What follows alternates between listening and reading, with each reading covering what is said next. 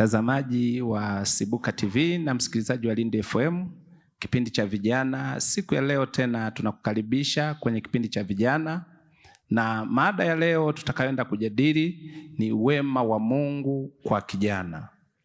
Na mbele yangu hapa nina vijana wa kutosha kabisa. Mwanzoni hapo nina Dickson Mgorola, lakini hapa pembeni yangu nina Hosiana Yohana, pembeni hapa nina mwinjilisti Wilson Yohana, alafu pembeni yake nina Emmanuel Legera, alafu na wa mwisho hapo ni binti yetu Jair Kiwango. Na mimi mtangazaji wako Yosef Fimbo ninakukaribisha sana. Na kwa kuanza na mada ya leo, nikukaribishe Jairi uweze kumshukuru Mungu kwa ajili ya kufungua kipindi. Karibu sana. Amina. Tuombe. Baba mtakatifu, mtakatifu uketie mahali pa juu, tunakushukuru mfalme kwa wakati kama huu. Mungu tusaidie, tutie nguvu, uweza, ujasiri, tunene kile ambacho utatuandaa kukisema na watu wako, ili kila mtu ajue kwamba wewe upo na unatenda kazi. Twajikabidhi mkononi mwako, tusaidie, tuongoze, tunene kile utakacho sema nasi, katika jina la Yesu Kristo, amen. Amen. Mwalimu Hosiana, tunaposema wema wa Mungu kwa kijana tunamaanisha nini? Karibu.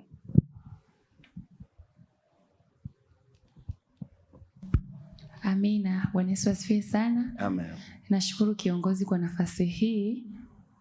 Kwa kuanza kabisa mada yetu ya wema wa Mungu kwa kijana ama kwa vijana, utangulizi kwa kuanza na dhana ya wema. Tunaposema wema wa Mungu kwa vijana, kuna neno wema ambalo ndo naona linabeba mada yetu kwa ujumla.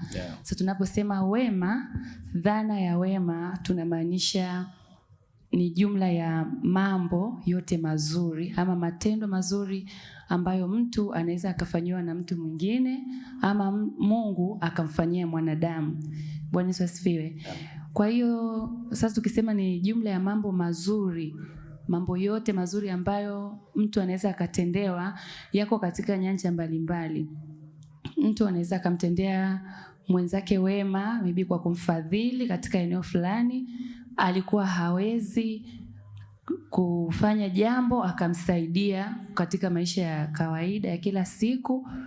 Kwa mfano ni kijana au binti unasoma, hauwezi, lakini akatokea mfadhili akakutolea ada, au sisi kwa sisi vijana, yani yale mambo yote mazuri ambayo unaweza kumtendea mwenzako ndo tunaweza kusema wema. Sasa tukirudi moja kwa moja katika mada yetu kwamba wema wa Mungu kwa kijana, kwamba yapo mambo mazuri ambayo Mungu anakuwa amemtendea kijana ama anakusudia kumtendea ama ameahidi. Kwa Mungu ahadi ni kitu ambacho kipo. Kwa tukisema wema wa Mungu kwa kijana, yako mambo mengi. Kwa mfano tukija katika swala la afya, Mungu ameahidi kutuponya. Kwa anaposema nitakuponya magonjwa yako yote, Mungu ametuahidi kutuponya. Hilo andiko linatugusa wote kwa vijana. Lakini jambo kubwa zaidi, kuna andiko moja katika nadhani waraka wa Yohana anasema kwamba nimewaandikia ninyi vijana kwa sababu mna nguvu. Bwana Yesu asifiwe. Kwa unaona kwamba katika ile andiko kuna namna Mungu ametutendea wema vijana, ametuchukua ni kwa nafasi yetu kama vijana. Kuna yale mambo ya jumla ambayo Mungu anatenda kwa watu wake, ama wema wa jumla wa Mungu kwa kanisa ama kwa watu wote, kwa sababu tunajua kwamba sisi ni waja wa Mungu.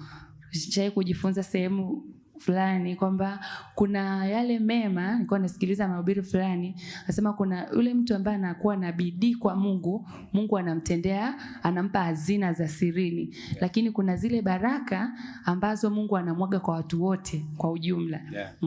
Kwa hiyo sasa nikawa nimeelewa kitu kwamba kwa ile andiko anavyosema kwamba nimewaandikia vijana kwa sababu mna nguvu. Kwa hiyo kumbe Mungu anaweza akatupa watu wote, lakini kwa kutukoti sisi akatamka kwamba vijana kwa sababu mna nguvu. Kumbe tumetofautishwa na wazee, tumetofautishwa na watoto, tumetofautishwa na makundi mbalimbali ya watu. Kwa sasa mimi nikaona kwamba huu ni wema ambao Mungu ametutendea ama ametukirimia sisi vijana. Tuna nguvu katika nini? Kumtumikia. Tuna nguvu katika kusapoti jamii. Tuna nguvu katika kusaidia kanisa. Kama ikija kwenye nikisema katika kipengele cha jamii inategemea sana vijana. Kwa hizo nguvu ambazo Mungu ametupa, na tangu asili inajulikana kwamba vijana ndo wana nguvu, wanategemewa mahali popote. Ikitokea matukio ya kijamii, iwe ni mema ni mabaya, lakini vijana ndo wanatumika kwa upana zaidi. Kwa mimi nikaona huo ni wema wa Mungu, lakini Mungu ametutendea vijana wema kwa sababu ya kutupa fursa mbalimbali. Tukirudi kwenye maisha ya kawaida, ukijaribu kuangalia fursa nyingi za tuseme kiuchumi zinakuwa zinawalenga sana vijana. Utakuta kuna vyuo mbalimbali, shughuli za kiufundi, yani shughuli ambazo kijana hata kama haujasoma kwa jamii ya sasa ama kwa dunia ya leo ya utandawazi, tunaweza tukawa tunategemea teknolojia. Lakini ukirudi kwa kijana, hata kama haujasoma, kijana ukiamua, unaweza ukafanya kitu chochote na ukafanikiwa. Unaweza ukaenda ukajiingiza mahali ukasaidia kazi fulani ukapata kazi. Ukiamua tu ukapata mtaji mdogo, kijana unaweza ukatumia nguvu zako ukafanyaje? Ukajiajiri, lakini ukategemeza na wengine. Kwa hiyo katika kuwa na fursa nyingi, mimi naona pia ni wema. Mzee hawezi. Nashukuru sana. Amina, asante sana. Mr. Dickson, kuna cha kuongezea kwa mwalimu hapo kuhusu mtazamo wako wema wa Mungu kwa kijana, unamaanisha nini? Kama una cha kuongezea, karibu. Mimi nitaongezea kwa habari ya wema wa Mungu kwa kijana. Mimi binafsi ninatambua ya kwamba tunaposema habari ya wema wa Mungu, manake kuna kitu Mungu amempa kijana. Kwa hiyo kama kuna kitu Mungu amempa kijana, asilimia kubwa kinadhihirika, na sisi tunakona au watu wengi wanaona kwa kijana kuna kitu gani. Nimekuwa shuhuda nikisema ya kwamba ninaweza nikazungumzia mimi kama kijana pia, ya kwamba ni jinsi gani Mungu akikupa wema au ule wema ambao ameweka kwa kijana, ni jinsi gani unafanya kazi. Pia kijana anakuwa na utashi, uelewa wake unakuwa mkubwa zaidi. Ana uwezo wa kufanya kile kitu ambacho anaweza kafikiri au kukifanya kitakachomsaidia katika maisha yake, ama kwa jamii, ama kwa familia kwa ujumla. Mimi binafsi manake naweza nikaelezea ni kitu gani. Naweza nikaelezea manake ni wengi wanaweza kaelezea kwa habari ya wema. Nikiongezea kwa mtumishi wa Mungu ambaye ameeleza ya kwamba ni vile kijana anakuwa na nguvu ya kufanya kazi. Pia uelewa wake pia unakuwa ni mkubwa endapo atakapojitambua. Manake Mungu ameweka wema wa Mungu ndani mwake. Sasa pale tunaangalia sasa kijana anapojitambua, sasa ndipo anapoutumia ule wema wa Mungu. Amina. Kwa hiyo nilipogundua ya kwamba mimi kama kijana natakiwa sasa nijue ya kwamba wema wa Mungu unatakiwa au niudhihirishe vipi. Sawa. Manake mimi binafsi nikawa nimeamua kufanya katika vile ambavyo naamini ya kwamba vinaweza vikabadilisha mazingira au vikafanya mambo fulani yakaenda. Manake katika kutambua ule wema wa Mungu, ya kwamba Mungu ameweka akili, ameweka nguvu na uwezo tu binafsi kwa kila kijana. Manake naendea lile jambo kulifanya nikiamini ya kwamba ule wema wa Mungu alioweka na ile nguvu na ujasiri pia ulioko ndani mwangu, manake nikafanya. Tunajifunza pia kwa habari ya watu kama kina Daudi. Sawa ni vijana ambao walitambua wema wa Mungu katika maisha yao.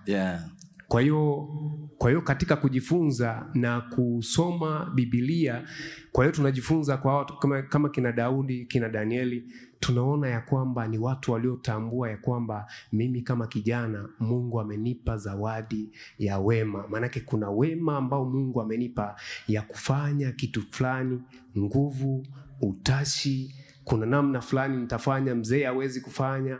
Kwa hiyo kuna namna Mungu amewekeza kwa kijana. Nashukuru sana.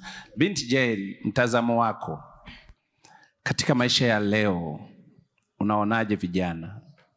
Unaona vijana, kuna wema wa Mungu kwa vijana katika maeneo yapi katika mtazamo hao vijana wa leo? Karibu. Asante. Kwanza kabisa tunaona wema wa Mungu kwa vijana unajidhihirisha katika eneo la kazi, fursa za kazi.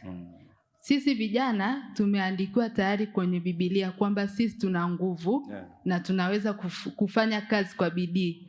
Kwa hiyo kazi zinapotokea, unakuta kijana anatafuta kazi na Mungu anamsaidia, anaweza kuipata. Na hata akiipata anaifanyia kwa bidii, mwisho wa siku unakuta anapandishwa cheo kwa cheo mpaka anafika juu kabisa. Hapo wema wa Mungu unakuwa umejidhihirisha. Cha pili, unaonekana hata katika familia. Mungu anampa kijana akili na uelewa zaidi.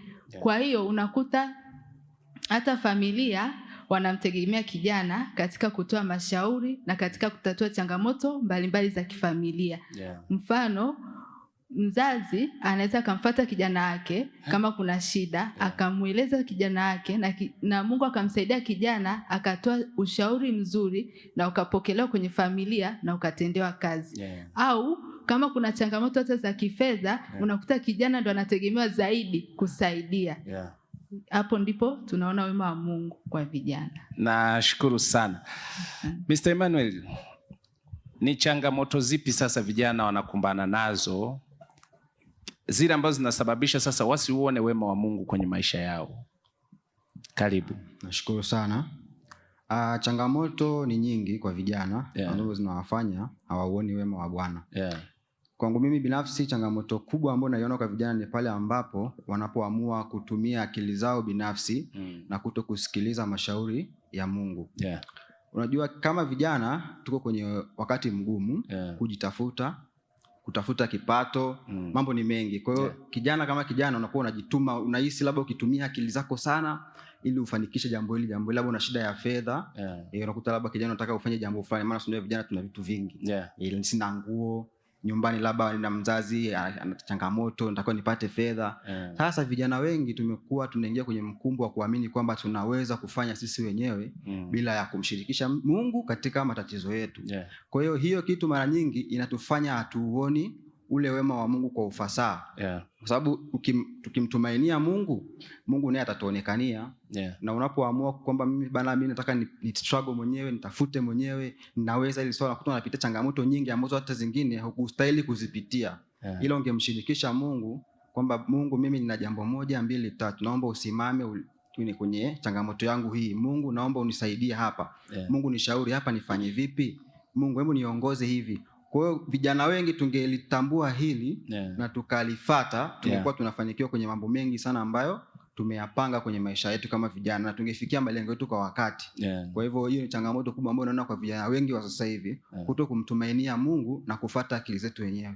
Nashukuru sana mtazamaji wa Sibuka TV na msikilizaji wa Lindi FM, kipindi cha vijana. Siku ya leo tuko na mada inayosema wema wa Mungu kwa kijana, na niko kwa mwinjilisti. Mwinjilisti, hebu nipitishe au niambie mwinjilisti Wilson, ni changamoto zipi basi zinawakumba vijana wasione wema wa Mungu kwenye maisha yao? Umesikia Emmanuel amesema, lakini kuna cha kuongezea hapo au una pointi nyingine ya changamoto ambazo zinawafesi vijana, zinawakumba vijana wasione wema wa Mungu kwenye maisha yao? Karibu. Asante sana. Changamoto zipo hasa kwetu sisi vijana. Tena kwenye ulimwengu wa sasa ambao kila siku ni mambo yanazidi kuwa nyingi. Changamoto ambazo zinawazuia vijana wengi wasione wema wa Mungu kanisani na nje ya kanisa.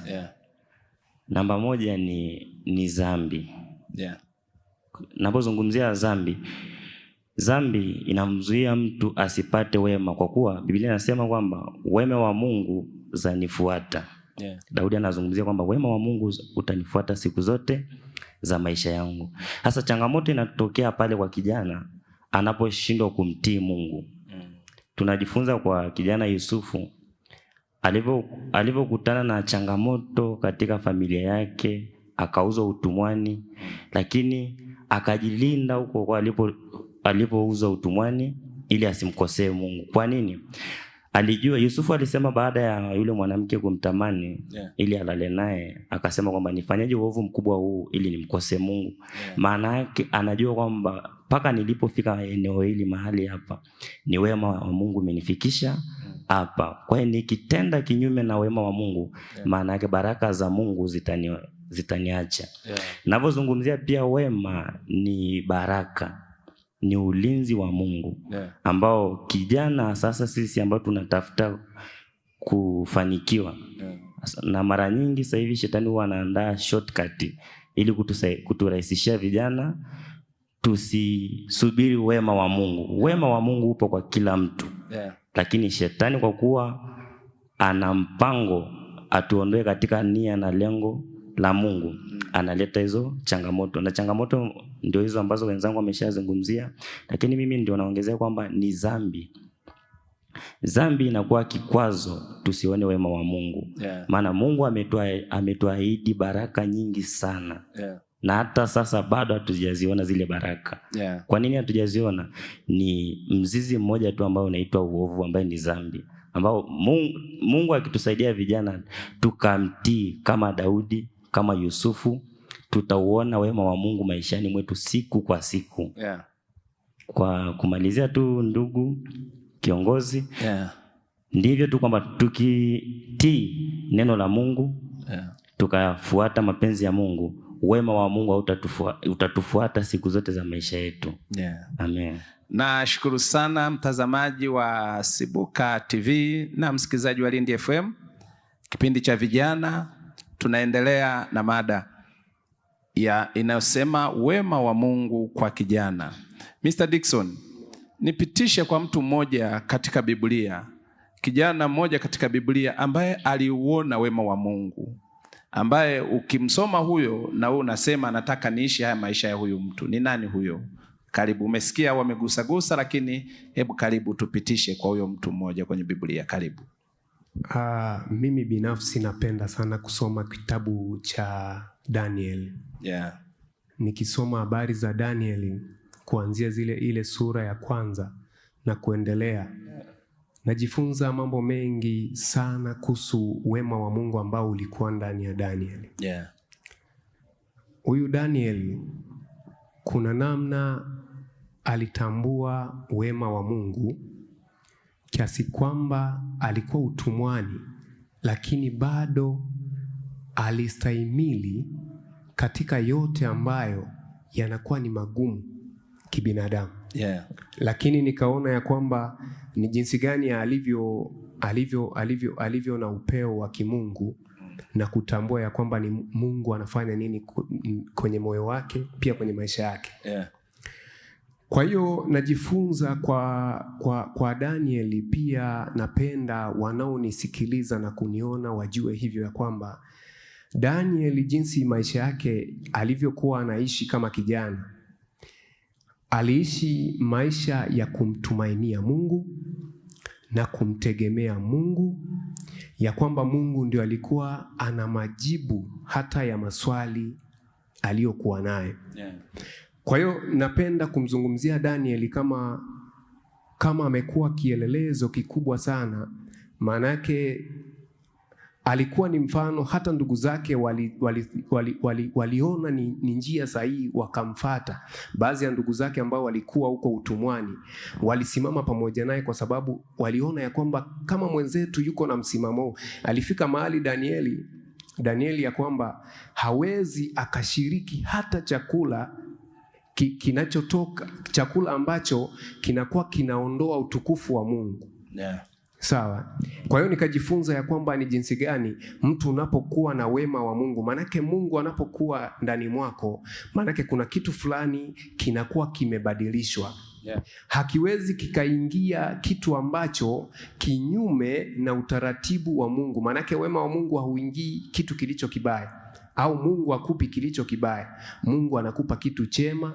Ndiyo maana tunajifunza kwa habari ya Daniel ya kwamba alikuwa na upeo wa kimungu, alitambua wema wa Mungu kwenye maisha yake, ndipo akayaishi maisha hayo ya wema wa Mungu. Nashukuru sana Mwalimu Hosiana.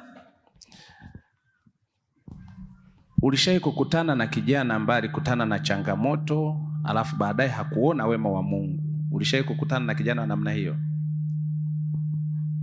Ulishawahi kukutana na kijana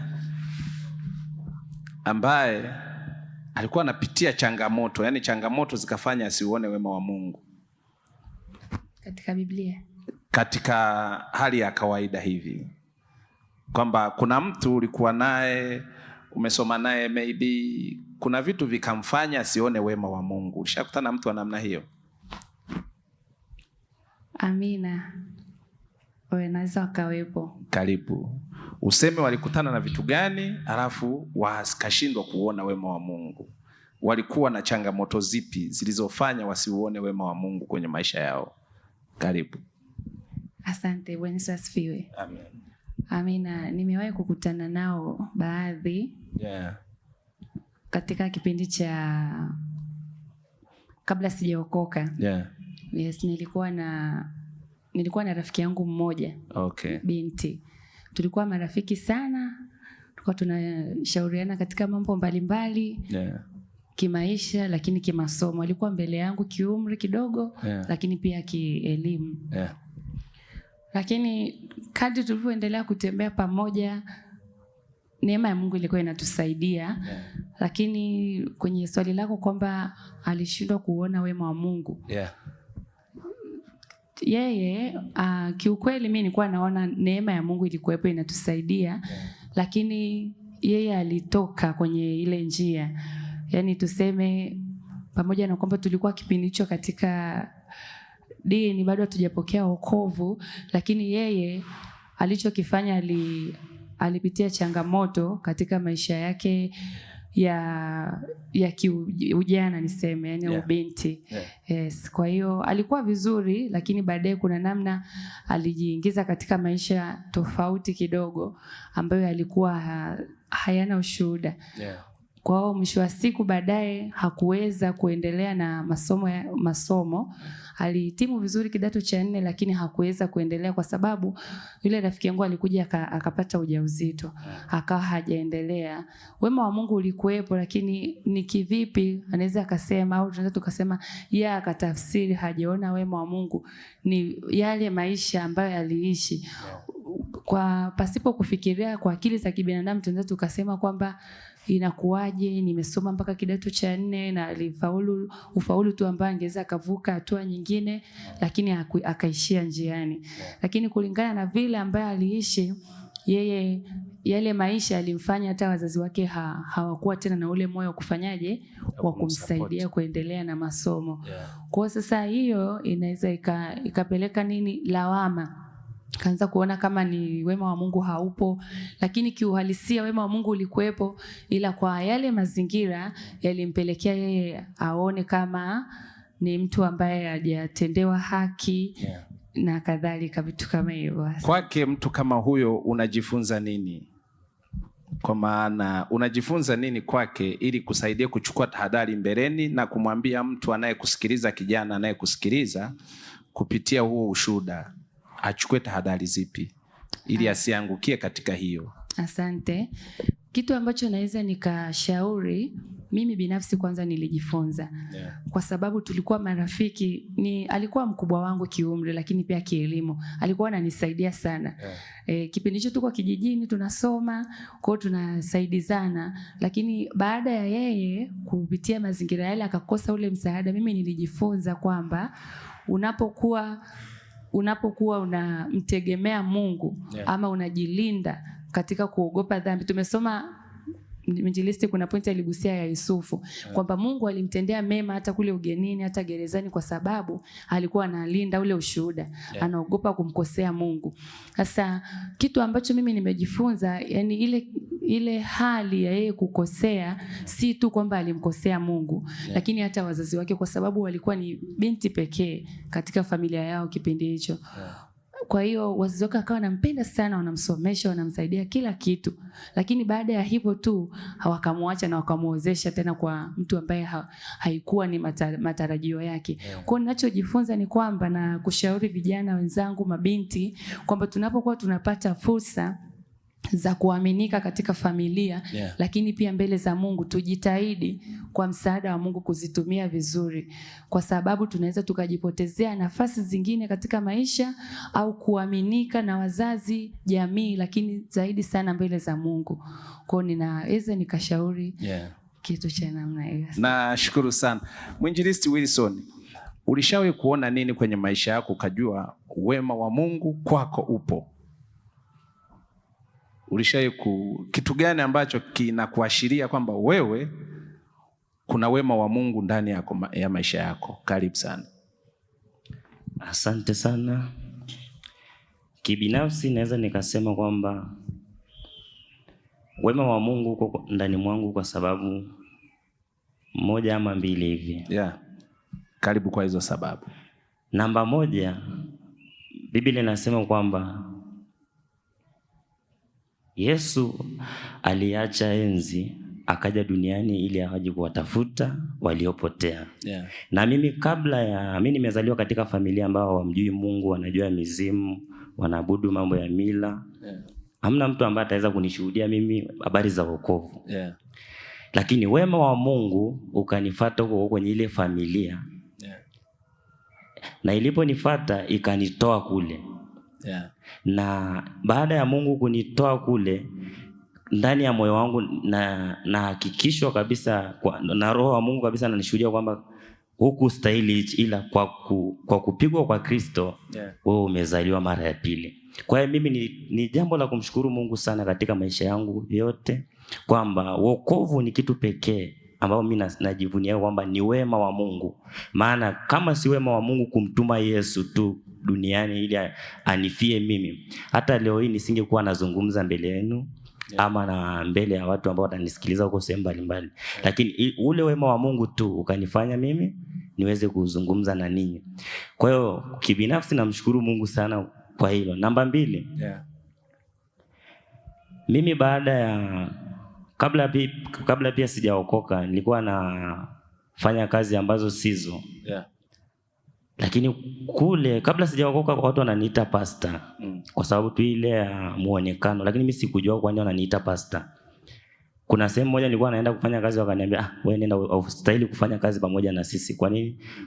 Tukivuta sigara unatuambia acha. Lakini bado nilikuwa kwenye dini yangu. Lakini kumbe ni wema wa Mungu ulikuwa unanifuata tu huko. Lakini siku moja nikawaambia wale vijana, kwa nini mnaniita pastor? Akaniambia habari zako, mbona utendi mambo ambayo, uvuti bangi, uli ugoro, upendi mambo za mila na kadhalika. Mimi nikamwambia hapana, mimi nampenda Yesu. Wakawa wananizia yake, lakini bado sijafanyaje, sijaokoka. Lakini nakiri kwa sababu ile wema iliyo ndani yangu ndio inayenifanya nifanyaje, nimkiri huyu Yesu ambaye amenipa ile wema. Na baada ya kuingia kwenye ile kazi nikafanya wema wa Mungu kaniambia kwamba niache tu ile kazi kwa sababu sistahili. Maana kila nitakayofanya wanavuta bangi, wengine ndio hivyo vijana mambo ya zinaa, wananiambia twende hivi, nikakataa. Wananiambia mimi ustahili kuwa kampani pamoja nasi.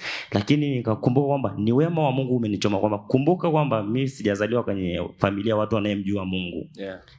Lakini amenitoa tu kama Biblia inavyosema alivyomtoa Paulo. Ndivyo ni wema wa Mungu tu ilimsababisha Paulo atoke. Kwa sababu gani?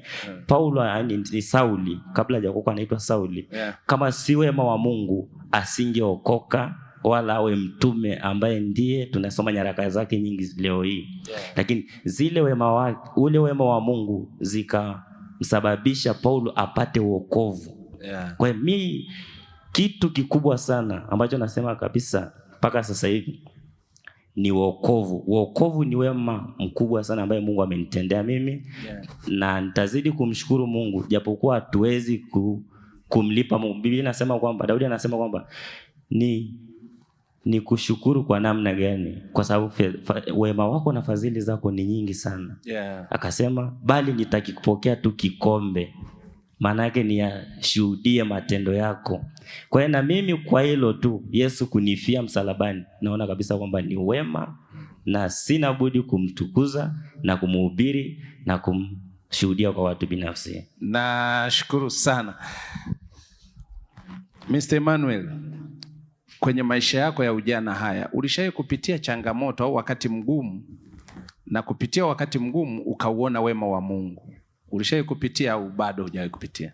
Nimeshapitia. Karibu. Nashukuru sana. Mimi binafsi kwenye maisha yangu nimeshapitia changamoto nyingi. Ila nina changamoto moja ambayo mpaka leo, mpaka kesho huwa nikitafakari, nasema kweli huyu alikuwa ni Mungu. Na asingekuwa Mungu, mimi ningeishia hapa. Ni wakati namaliza kidato cha 6. Wakati namaliza kidato cha 6, matokeo yangu mimi binafsi hayakuwa mazuri sana. Ile ambayo naweza kumpa mtu, unajua ukiwa na kidato cha 6 unakuwa na matamanio upate ufaulu mzuri, upate mkopo, upate chuo kizuri. Sasa mimi matokeo yangu hayakuwa mazuri. Umeona? Kwa binafsi kabisa nilijua kabisa kwamba hapa ndio nimefika mwisho. Huu ndio mwisho wangu mimi. Lakini kwa namna ambayo sio ya kuelezeka kusema ukweli, wakati na apply chuo, nili apply chuo kimoja na nika apply kozi moja. Chuo hicho kimoja. Na nika apply mkopo. Lakini nilikuwa nakumbuka mama yangu mimi, kwa kweli mama yangu mimi anijenga sana kiroho. Kanijenga sana, amekuwa ni mtu wa imani sana, na amekuwa akiniambia kila siku, Mungu unayemwamini ni Mungu aliye hai. Wala hata siku moja usiwahi kukatia tamaa ndoto zako. Kwa hivyo nilikuwa najua nafanya, lakini sema sina uhakika. Ila kwa namna ambayo haikuwa ya kuelezeka wala ya kufikirika kwa akili za kibinadamu, nilipata chuo, chuo kimoja, na nikakipata hicho chuo, na kozi ile ambayo niliomba nikaipata ile, na mkopo nilipata 100%. Kwa hiyo mimi kila nikikaa, nikitafakari, vigezo vya kuwa na mkopo wa 100% mimi sikuwa navyo. Yaani 100% sikustahili kabisa. Lakini nikasema huyu ni Mungu aliyeamua mimi niendelee kusoma, na huyu ni Mungu aliyetaka mimi nifikie malengo yangu ambayo nimejiwekea maishani. Kwa hiyo binafsi yangu hiyo imenifanya nione kabisa kweli wema wa Mungu uko ndani yetu, na tuzidi kumwamini na tuzidi kumtumikia kwa moyo wote.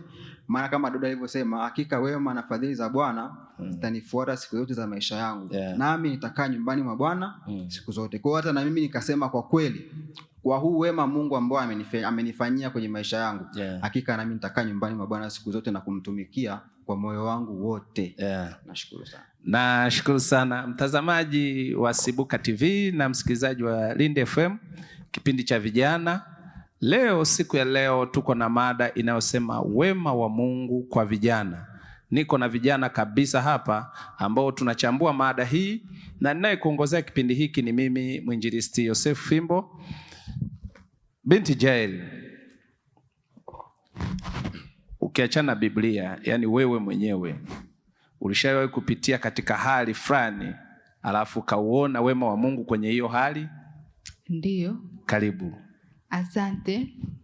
Nakumbuka nilipokuwa chuoni, kuna hali niliyopitia. Ilitokea siku moja niliteleza kwenye ngazi. Ngazi kama 5 au 6 hivi. Yani niliteleza bahati mbaya. Nilipokuja kujaribu kunyanyuka nikawa nimeshindwa. Yani nikawa najisikia kabisa siwezi kabisa kuamka.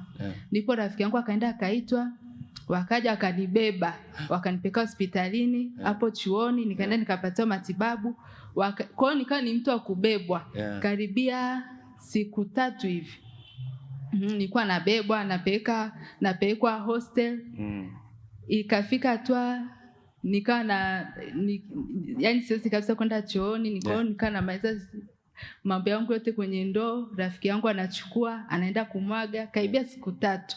Baadaye nilipopelekwa hospitalini nikaja nikajulikana kwamba sijavunjika mguu. Kwa hiyo nikamshukuru Mungu, lakini maneno yalikuwa ni mengi. Maana nilikuwa siwezi kutembea. Kwa hiyo watu wengine wakasema hii hali haiwezi ukapona kabisa. Wengine wakanitolea kabisa na ushuhuda kwamba kuna rafiki yangu ashapitia hii hali karibia miaka 5 na zaidi, hawezi kutembea, anatembea tu kwenye wheelchair. Na kweli nilikuwa siwezi kutembea. Kwa hiyo ikawa inafika mahali hata nilikuwa naenda darasani nachechemea. Kwa hiyo inabidi nitoke nusu saa au lisaa lizima kabla ya kufika kwenye kipindi. Kwa hiyo nikawa nateseka hivyo karibia wiki 3. Baadaye nimeshangaa tu asubuhi nilipoamka nikaweza kutembea vizuri. Kwa hiyo hapo kwa kweli niliona wema wa Mungu kwenye maisha yangu. Asante. Mr. Dickson, kuna mifano ya watumishi wa Bwana hapa wawili. Jael amesemea kwa habari ya Mungu alivyomsaidia kwenye kule kuteleza, lakini ndugu yetu Emmanuel amesema namna ambavyo Mungu alimwezesha kupata chuo. Unajifunza nini? Alafu hicho ulichojifunza uweze kumwambia kijana naye atumie hicho ili aweze kuona wema wa Mungu kama ambavyo vijana wenzako hapa waliuona wema wa Mungu. Karibu. Asante. Kwa mimi nilivyojifunza kwa wenzangu waliokwisha kutangulia kusema na shuhuda zao, kiukweli ni shuhuda kubwa na ni nzito sana. Kwanza cha kwanza, watoa ushuhuda kitu kimoja tu, walikuwa na imani. Sawa? Walikuwa na imani. Kwa imani hiyo katika changamoto ambazo walizozipitia.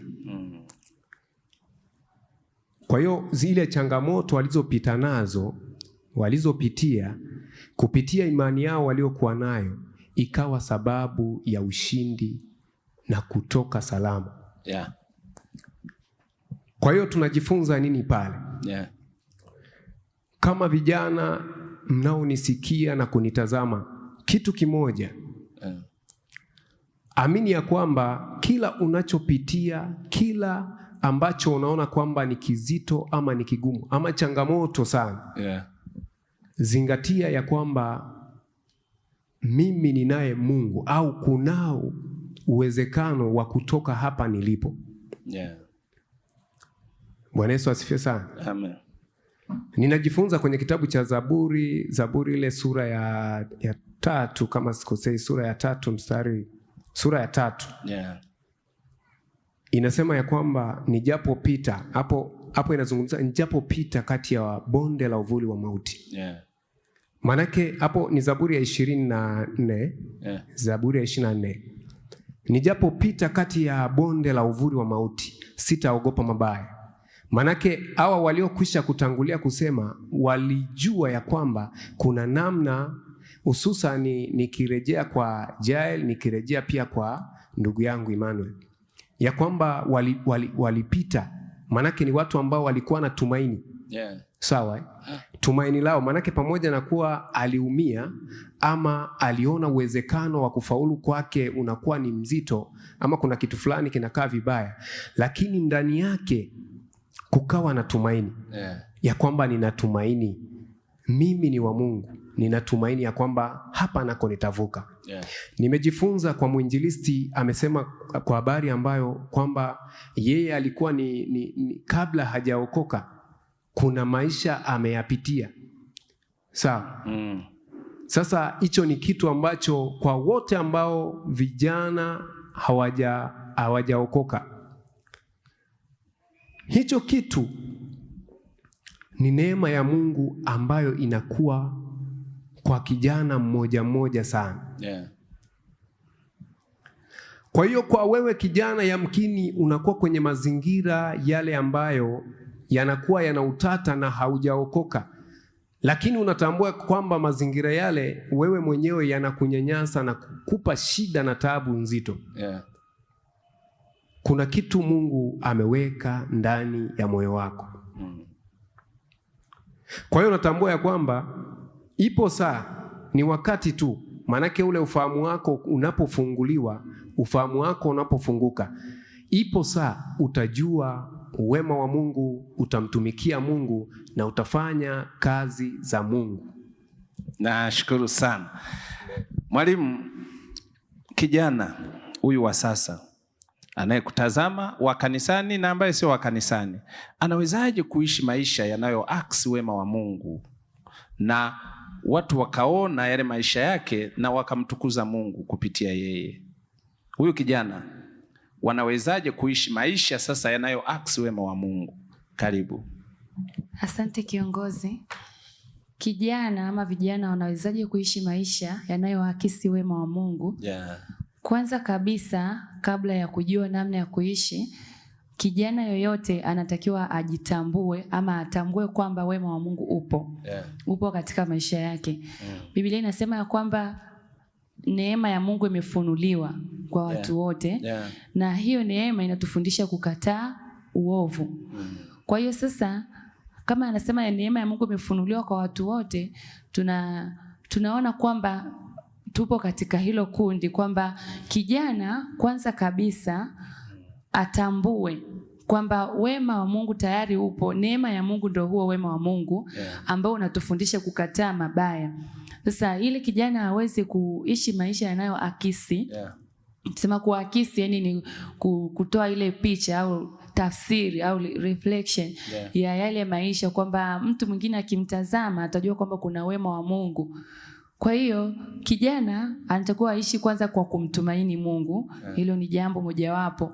Utamtumainije Mungu hata kama utapitia changamoto yoyote? Hizi shuhuda ambazo zimesemwa na vijana wenzetu mahali hapa zinaweza kututosha kabisa kuamini kwamba Mungu yupo na anatutendea wema katika maisha ya kila siku. Kwa hiyo kijana ambaye unatutazama na ambaye utatusikia, unapaswa kuishi maisha ya kumtumaini Mungu katika kila jambo na katika hatua yoyote ya maisha yako, ili kwamba Mungu aweze kutembea na wewe na kukusaidia na kukutendea mema na ushindi katika kila hatua ya maisha. Lakini mbali na kumtumaini Mungu, utawezaje kumtumaini Mungu? Ni kwa kumwamini pia Yesu, kwamba ukielewa ile neema kwamba ni ya kila mtu, kwamba Mungu hakuna mwanadamu yote ambaye Mungu anamwazia mambo mabaya. Kwa kutambua hilo tu, tukaishi maisha ya kumtumaini Mungu na kuishi maisha ya shuhuda, kujilinda, kujiepusha na uovu. Ukishajiepusha na uovu alisema mwinjilisti kwamba dhambi ndio kikwazo kinachowafanya vijana wasiuone wema wa Mungu. Sasa utawezaje? Ukishatambua hiyo neema yupo na inakusaidia kukataa au inakufundisha kukataa uovu. Kijana yoyote kuishi maisha ya shuhuda kwa kujiepusha na dhambi iwayo yote. Kila jambo ambalo unahisi litamfanya Mungu awe mbali na wewe. Mimi wakati bado sijaokoka nilikuwa najaribu kutafuta namna ya kumpendeza Mungu. Lakini nafikiri hiyo neema ndio ilikuwa inanisaidia. Mungu alinipa msaada kushika tu amri za Mungu mapema sana. Nikiwa mdogo. Kwa hiyo nikawa nimeshika amri zote 10. Kwa hiyo nikasema, na mimi pia familia yangu ilikuwa haijaokoka muda mrefu. Kwa sasa niko katika familia ambayo haijaokoka, lakini Mungu akanipa hiyo neema. Wakati naendelea kukua, nikiwa binti, niko sekondari, nafanyaje sasa ili nimpendeze Mungu, ili Mungu anitendee mema? Niliposhika zile amri za Mungu nikaa najiambia, sasa kila nitakachofanya napima, je, hiki kitu kwenye amri za Mungu kipo? Kama naongea na wenzangu najikuta nasikia ndani, nimeongea uongo? Je, nimemshuhudia mwenzangu jirani yangu uongo?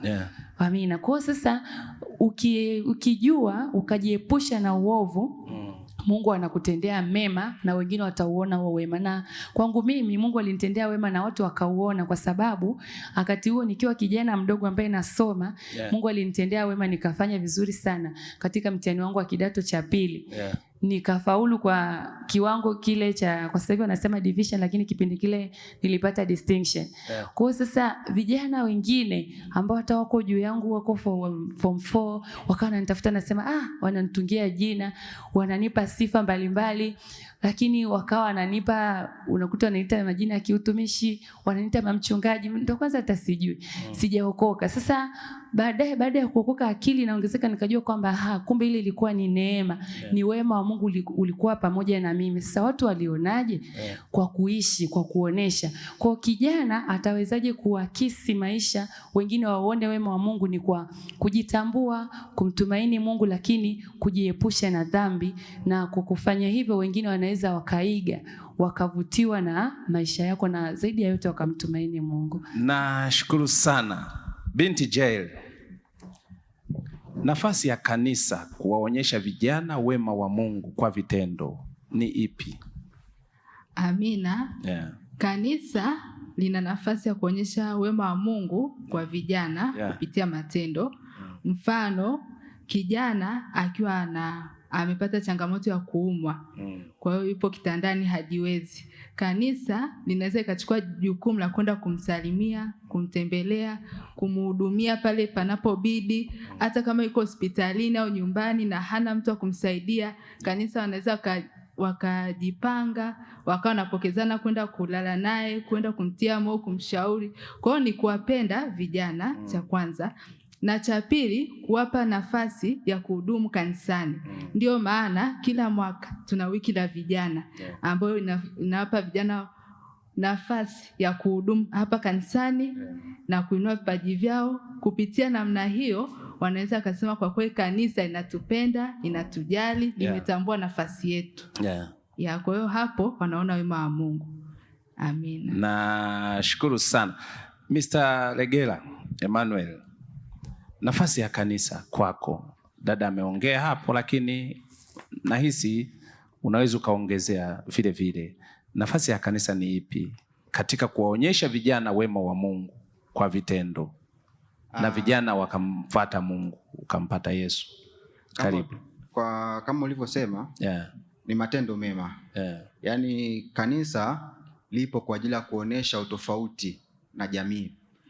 Kanisa linatutengeneza sisi vijana kuwa watu ambao tutakuwa na matendo mema, ili turejeshe kwenye nini? Kwenye jamii, tukawe kama barua kwenye jamii ambayo inatuzunguka.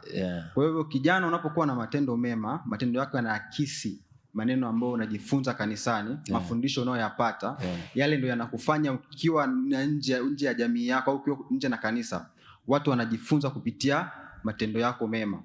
Labda kwa mfano unapojihusisha labda na mambo ya kijamii, unakuwa unajihusisha kwa moyo wote, unajitoa kusaidia labda kwa wahitaji. Mfano labda vituo vya watoto yatima, unakuta mnajitoa vijana, au kusaidia tu jamii kwa ujumla kwenye mambo mbalimbali.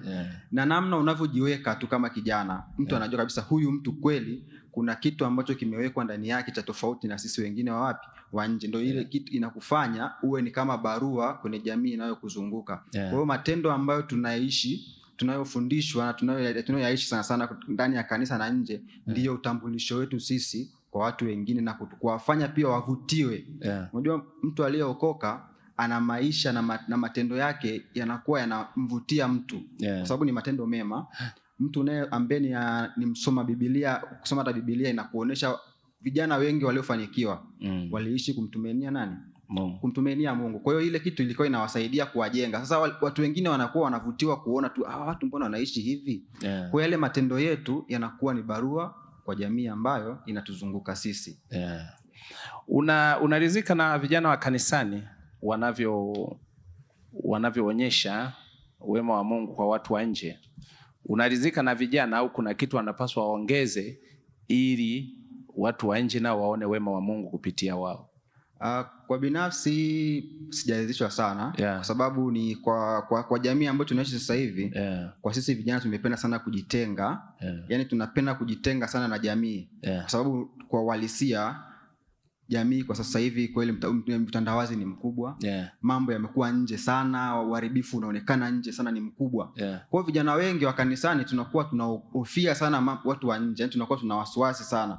Hatuko tayari kufanya jambo ili tuwabadilishe wale watu, maana tukiwa tunahofia vitu kadhaa, labda unaweza ukajihusisha, au pengine labda nikionekana na watu nitaonekana vipi? Ile kitu inakutufanya kidogo tunakuwa nyuma sana, na tunashindwa kuwasaidia hata wale ambao walistahili kupata hata kile ambacho tuko nacho sisi. Maana hii tuliona sisi ni neema. Hii neema tuliona na tunatakiwa tuisambaze na kwa watu wengine. Kwa hiyo sasa vijana wengi wa sasa hivi, hii ni uhalisia ambao tuko nao. Tunapenda sana kujitenga na wale ambao wanapitia changamoto, tunasahau kwamba hata na wao pia wana uwezo wa kubadilika na wakawa kama sisi. Maana hata Yesu alivyokuja alikuja kuwaokoa wale kwenye vifungo vya dhambi, si ndio? Kwa hiyo kama Yesu mwenyewe alikuja kuwaokoa na alikuja kuwatafuta hao wenye dhambi, kwa nini na sisi tusijitoe kama vijana? Tuache kujitenga na kujiona kama sisi ni wenyewe, hata tukubaki na imani ni ya kwetu ituokoe sisi. Hapana. Tujitoe kwa moyo wote, tusaidie jamii hata kama kuna changamoto ni kubwa. Najua changamoto ni kubwa sana. Huko nje mambo ni mengi. Vijana wengine sasa hivi wanatisha kabisa, unaweza ukatamani kumshuhudia mtu, lakini kwa namna unavyomwona alivyo unaogopa. Lakini ile kitu haitakiwi. Inatakiwa ndio huyo mtu unatakiwa umfuate, umpe neno. Huwezi jua neema yake iko kwako. Kwa hiyo ninatupasa vijana tuache kujitenga sana na jamii, bali tukubali kuwapelekea taarifa wa watu wajue kwamba Mungu yupo na anaokoa na anawataka sana, tena wao hasa ndio anawahitaji zaidi. Kwa hiyo mimi kwangu mimi naona vijana tujitahidi sana, tuache kujitenga sana, tujitoe kwa jamii. Tuwapate hawa watu. Mtazamaji wa Sibuka TV na msikilizaji wa Lindi FM, kipindi cha vijana, mada tuko nayo mbele inasema wema wa Mungu kwa kijana. Mwalimu Osiana, mtumishi wa Bwana hapa aliyemalizia kusema, amesema vijana wa kanisani hamridhishi sana. Wewe una wito gani? Wewe unaonaje? Wewe unaridhika nao? Namna vijana wa kanisani wengi wameuona wema wa Mungu, lakini kasi yao kuwaendea wa nje ili kuwaleta kwa Mungu wauone wema wa Mungu ni ndogo. Wito wako ni nini? Wewe unasemaje kwenye hiyo pointi? Asante kiongozi.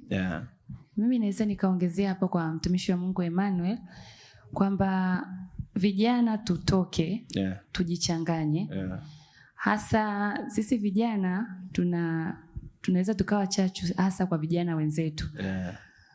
Kwa sababu kuna vijana wenzetu wengi sana ambao hawajamwamini Mungu, lakini wengine ni vijana tu ambao wana nguvu za kufanya mambo yakaleta chachu katika jamii, katika kanisa na familia zao, lakini kuna namna unaweza kuwa umejikatia tamaa. Unakutana nao wengi mtaani. Mwingine amekata tamaa, ameharibiwa na makundirika, athari za madawa ya kulevya. Sasa unakuta mwingine kabisa tunakuwa nao katika jamii ama katika mazingira ambayo tunaishi, yani tuseme hata majirani au mtaa mmoja, lakini tunashindwa kuwafikia ama kuwabadilisha wale watu kulingana na kule kujitenga. Kwa hiyo mimi wito wangu, Mungu atusaidie vijana, hebu tujitahidi kushirikiana na wale watu wa nje.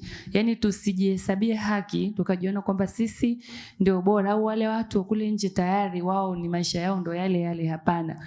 Tuna shuhuda nyingi, kuna watumishi wa Mungu walikuwa ni hawajaokoka, walikuwa wamevuta bangi huko kwenye mazingira magumu, lakini baadaye kwa kumwamini Yesu walikuja wakafanyaje? Wakabadilishwa na wakawa watumishi wa Mungu. Sasa wito wangu ni kwamba sisi vijana wa kanisani, hebu tushirikiane na wale, tutoke kwa wale. Tumewahi kufundishwa somo kwamba tutawapataje. Hauwezi ukajitenga nao ukawaleta kwa Yesu. Lakini tuingie ndani yao, yani tuchangamane na hao vijana ambao wako duniani hawajaokoka. Nashukuru sana. Mr. Dickson, umesikia wito wako ni upi kwa vijana wa kanisani kuwaendea hao watu? Nyinyi mmeuona wema wa Mungu na wewe umeuona wema wa Mungu. Kasi yake ya kuwafata watu wengine, kuambia watu wengine wauone wema wa Mungu, unaridhika nayo?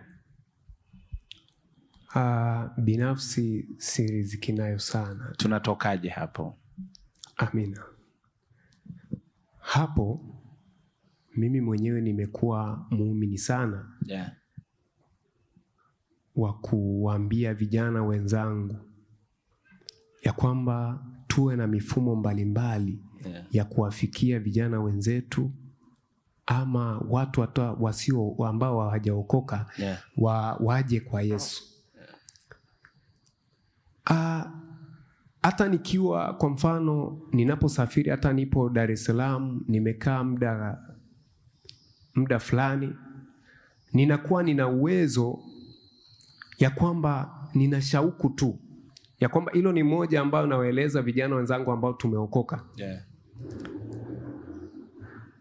Yeyote ambaye ameokoka anatambua kazi Yesu ambaye alianzisha hapa duniani. Ni kuhubiri Injili. Hiyo ndo kazi kubwa.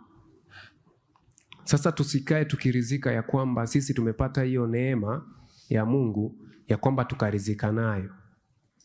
Kwa hiyo wito wangu kwa vijana ni kutengeneza na kuwa na mifumo mizuri ambayo itakayokuwa salama kwa wewe uliookoka, itakayokuwa salama na kuwaendea wale watu ambao hawajampokea Yesu kuwa Bwana na Mwokozi juu ya maisha yao. Kwa hiyo nimekuwa nikifanya, hususani nimekuwa nikienda sana kwenye viwanja vya mipira. Vijana wengi, hususani vijana wa kiume wako wengi wamejichomeka sana kwenye michezo. Kwa hiyo ni kutengeneza mifumo gani kufika sehemu ambako vijana wengi wanakuwepo, ili niweze kuwavuna au niweze kuwahubiria habari njema za Yesu Kristo na kuwaambia kuhusu Yesu Kristo. Kwa hiyo wito wangu ni huo, ni kutengeneza mfumo wa kuwaendea wale watu. Nashukuru sana. Mwinjilisti, kijana afanye nini ili aweze kuona wema wa Mungu kwenye maisha yake? Afanye nini huyu kijana? Karibu. Asante sana kiongozi. Ili kijana aweze kuona wema wa Mungu katika maisha yake kabla hajafa. Na sisi ni wapitaji kwenye dunia hii. Cha kwanza ni lazima amwamini Yesu awe Bwana na Mwokozi wa maisha yake. Biblia inasema katika ile wa Korinto, Paulo anasema kwamba aliyeungwa na kahaba ni mwili mmoja, na aliyeungwa na Kristo ni roho moja na yeye. Maana yake inaonyesha ni dhahiri kwamba mwanadamu ambaye yuko nje ya Yesu maisha yake ni machafu sana. Na kama we ni mchafu, kwa kuwa huyu Mungu tunayemwabudu ni Mungu mtakatifu sana, hawezi kudhihirisha wema wake mahali palipo na uovu na uchafu. Kwa hiyo wewe kijana ambao unatamani uone wema wa Mungu, na hamna mwanadamu ambaye atamanigi wema, ila kuna nguvu tu imemwingilia, ambaye hiyo nguvu ni ya shetani. Sasa ili uweze sasa kuona wema wa Mungu, nimetangulia kukuambia lazima ufungue moyo wako kikamilifu. Umwamini Yesu afanyike Bwana na Mwokozi wa maisha yako. Na Yesu akishaingia moyoni mwako atakutengeneza, atakubadilisha. Kama Paulo anaposema aliyeungwa na kahaba ni mwili mmoja. Maana yake kwamba yale matendo ya kale ambayo yalikuwa yanakusababisha usiuone wema na uzuri wa Kristo. Baada tu ya kumwamini Yesu ukamkiri kwa kinywa, zile wema utaanza kuzishuhudia kwenye maisha yako. Na kwa sababu sasa hivi ulimwengu kuna wokovu wa kisasa. Kwa kila mmoja anasema nimeokoka, nimemwamini Yesu. Lazima uokoke, alafu kisha maliza kuokoka ubatizwe kwa maji mengi. Maana lazima ukikaa kule, kwa kuwa utazidi kuunganishwa na zile viungo vya kahaba, ambaye nikisema kahaba ni mambo machafu ambaye ni ibilisi. Sasa Yesu, Paulo anasema kwamba sasa mtu aliyeungwa na Bwana ni roho moja na yeye. Sasa zile wema ili aweze kuziona, akisha toka kule akaachana na hizi imani zinazozuka duniani kwamba nimeshaokoka, anabaki hapo hapo.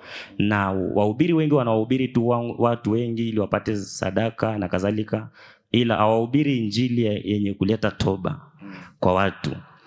Kwa hiyo mimi ushauri wangu kama mwinjilisti, kwa hiyo ambao unaisikia sauti hii, Yesu yupo na wema wake upo, lakini uwezi ukavaa suti kama una matope. Nashukuru sana. Amen.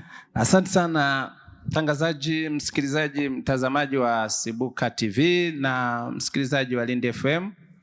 Siku ya leo tulikuwa na mada inayosema wema wa Mungu kwa kijana. Changiaji wangu hapa nilikuwa na vijana ambao wamechambua kwa maana kabisa wema wa Mungu tumeusikia, lakini changamoto zinazofanya vijana wengi wasione wema wa Mungu. Na changamoto kubwa kabisa ambayo nimeinoti ni kukaa nje ya Yesu. Lakini na changamoto nyingine, unapokaa nje ya Yesu maana yake maisha ya dhambi. Unapoishi maisha ya dhambi huwezi ukauona wema wa Mungu kwenye maisha. Na mhitimishaji hapa, mwinjilisti amehitimisha vizuri kwa kusema ili uweze kuona wema wa Mungu katika maisha yako, lazima umpokee Yesu Kristo kuwa Bwana na Mwokozi wa maisha yako. Asanteni sana wageni wangu, karibuni sana kwenye kipindi kingine, na Mungu wa mbinguni awabariki sana. nawashukuru sana sana sana. Mbarikiwe sana. Mungu awabariki sana.